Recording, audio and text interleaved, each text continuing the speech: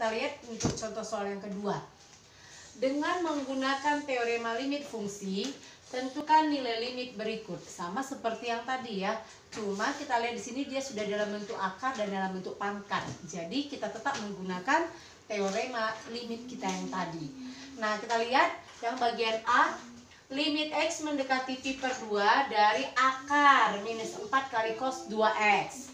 Nanti yang bagian B-nya, limit X mendekati 3 pi per 2 dari 3 kali sinus pangkat 3X. Sedangkan yang bagian C, limit dari X mendekati pi dari akar 4 cos 2X kurang 5 cos 3X. Sekarang kita lihat bagaimana cara kita menyelesaikan soal yang berikut ini tadi. Nah, kita lihat di penyelesaiannya ya. Kita lihat sama-sama.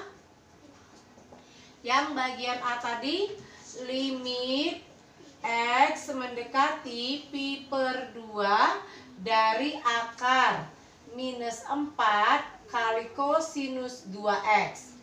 Berdasarkan teorema limit kita yang tadi, kalau bentuknya seperti ini, berarti ini bisa kita masukkan limitnya ke dalam akar. Maka boleh kita dapatkan hasilnya menjadi, atau kita lihat kemari ya, akar dari limit X mendekati pi per 2 dari min 4 kali kosinus 2X. Kemudian yang min 4-nya ini kita taruh ke depan.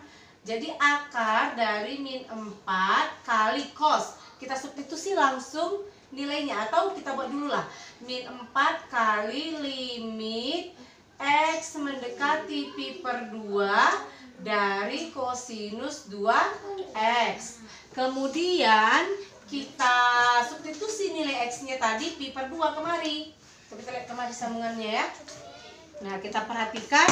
Ini kita buat menjadi akar dari min 4 kali, kita substitusi X-nya menjadi pi per 2, kosinus 2 dikali pi per 2, sehingga 2 dibagi 2 kan itu habis ya. Hasilnya diperoleh akar dari minus 4 kali kosinus pi. Ingat, nilai dari kosinus pi yang sudah kita pelajari di kelas 10 sama artinya dengan kosinus 180 derajat. Jadi kosinus 180 itu kan nilainya negatif 1 ya. Jadi akar dari min 4 kali min 1. Min 4 kali min 1 sama dengan positif 4. Jadi dia akar positif 4 menjadi 2. Jadi nilai limit kita tadi adalah 2. Sekarang yang bagian B. Limit dari X mendekati 3V per 2 dari 3 kali sinus pangkat 3X. Nah, seperti yang tadi, berarti konstantanya kita taruh ke depan. Ini diperoleh 3 kali limit X mendekati 3pi per 2 kali sinus X. Kemudian pangkatnya kita buat keluar menggunakan teorema limit kita yang tadi ya. Sehingga kita dapat hasilnya 3 kali. Kita substitusi nilai X-nya. Berarti ini langsung sinus 3pi per 2 dipangkatkan dengan 3. Kemudian 3 dikali, ingat 3pi per 2. 3pi per 2 ini hasilnya sama dengan, kalau kita ubah dalam bentuk derajat, berarti 180 dibagi 2 itu sama 90. 90 kali 3 270. Sinus 270 itu adalah negatif 1 ya.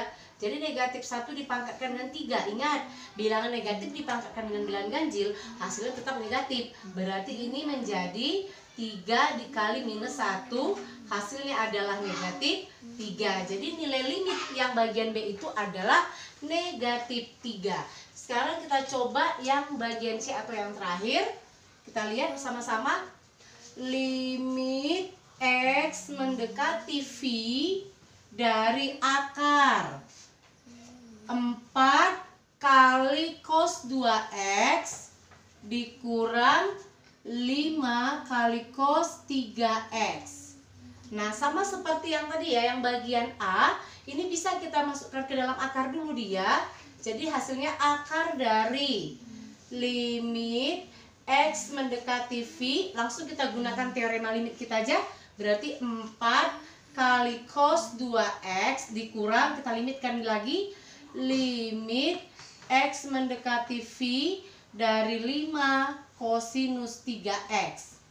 Nah, kemudian dengan menggunakan lagi teorema limit, ingat konstanta kita pindahkan ke depan. Jadi akar dari 4 kali limit X mendekati V dari cos 2X kurang 5 kali limit X mendekati V dari kosinus 3X. Ini ya. Kemudian ini hasilnya, kalau kita perhatikan lagi, hasilnya itu menjadi akar dari 4 kali, kita substitusi nilai X nya jadi V, berarti kosinus 2V kurang 5 kali, ini juga kosinus 3V. Sekarang ingat berapa nilai dari kosinus 2V, berarti akar dari 4 kali cos 2V, 2 kali 180, 360, berarti kosinus 360 itu nilainya adalah 1 ya. Jadi 4 kali 1 kurang 5 kali cos 3V. Cos 3V itu sama dengan 3 kali 180, berarti 540. 360 kurang 540 sama dengan 180 ya. Berarti ini kembali ke kosinus 180 derajat itu sama dengan negatif 1. Jadi kalau kita lihat hasilnya, akar dari 4 kali 1 4, min 5 kali min 1 sama dengan positif 5 ya jadinya ya. Berarti 4 tambah 5 itu sama dengan 9. Diperoleh hasil terakhir itu akar 9 sama dengan positif 3. Jadi kalau kita lihat di sini hasil dari limit yang bagian C itu tadi adalah 3. Oke, inilah dia penyelesaian untuk contoh soal yang kedua, di mana bagian A, B, dan C-nya seperti sudah kita lihat sama-sama. Oke.